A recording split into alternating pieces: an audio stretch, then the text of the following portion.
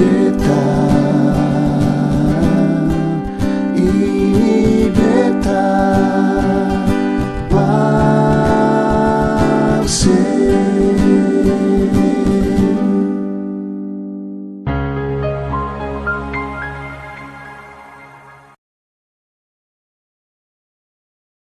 Saudara semua dimanapun saudara berada, hari ini adalah hari yang Tuhan terus menyatakan kasih dan karunia kebaikannya yang tidak putus-putusnya dalam hidup kita.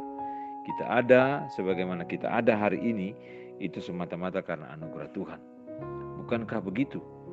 Kita manusia dengan segala keterbatasan tidak mampu melewati hari-hari hidup kita tanpa pertolongan dan kekuatan dari Tuhan. Nah saudara, hari ini kita akan merenungkan apa yang dikatakan di dalam 2 Korintus pasal 6 ayat yang kedua.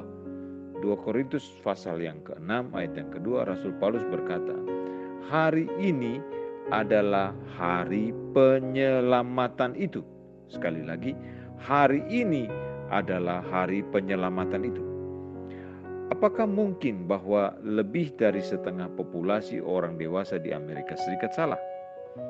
Saudara, dalam sebuah survei oleh kelompok peneliti Barna Baru, kelompok peneliti yang baru-baru ini mengungkapkan bahwa 54% penduduk Amerika berkata bahwa orang yang secara umum tampak baik, kelihatan bagus, kelihatan baik, dan melakukan cukup banyak kebaikan bagi orang lain akan mendapat tempat di surga. Hal itu hanyalah salah satu dari sekian banyak cara yang disarankan orang untuk dapat masuk ke dalam kerajaan Allah yang kekal. Saudaraku, mari kita pikirkan sejenak bagaimana seseorang dapat masuk ke dalam kerajaan surga dan mengapa ide perbuatan baik tidaklah cukup. Sekali lagi, mengapa ide perbuatan baik tidaklah cukup? Pertama saudaraku, kita harus sadar bahwa kita semua lahir dalam kondisi mati secara rohani. Perhatikan, kita semua lahir dalam kondisi mati secara rohani. Efesus pasal yang kedua, ayat yang pertama, kita belajar bahwa kita dahulu sudah mati karena pelanggaran-pelanggaran dan dosa-dosa. Kita, aspek rohani dari keberadaan kita sudah mati saat kita secara jasmani dilahirkan ke dalam dunia ini.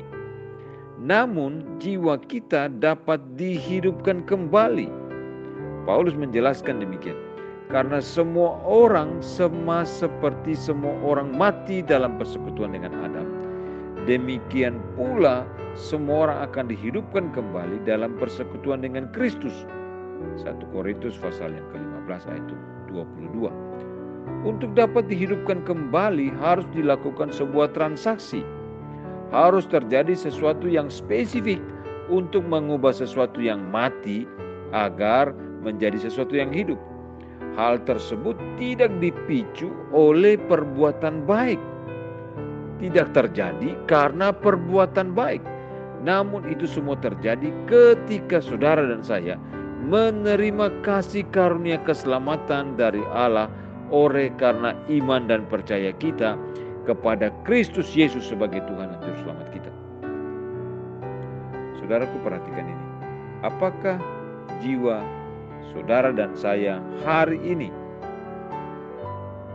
apakah jiwa kita sudah mendapatkan keselamatan yang kekal? Apakah jiwa kita telah mendapatkan jaminan keselamatan hidup yang kekal? Jika tidak, lakukanlah transaksi itu.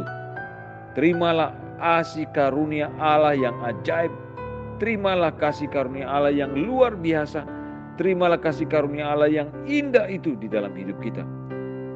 Sebab dengan menerima kasih karunia Allah di dalam Kristus Yesus yang telah mati menebus dosa-dosa kita, kita punya jaminan keselamatan hidup yang kekal. Kita punya jaminan jiwa kita akan mendapatkan kehidupan yang kekal.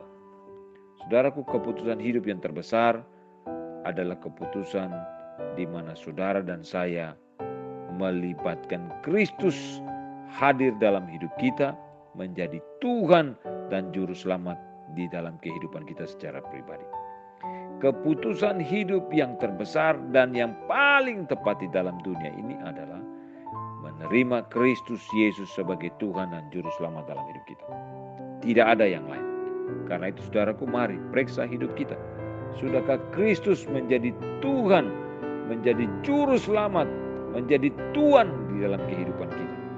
Kalau belum, hari ini saatnya kita menerima Kristus Yesus sebagai Tuhan dan Juru Selamat secara pribadi dalam hidup kita. Terpujilah Tuhan dari kekal sampai kekal.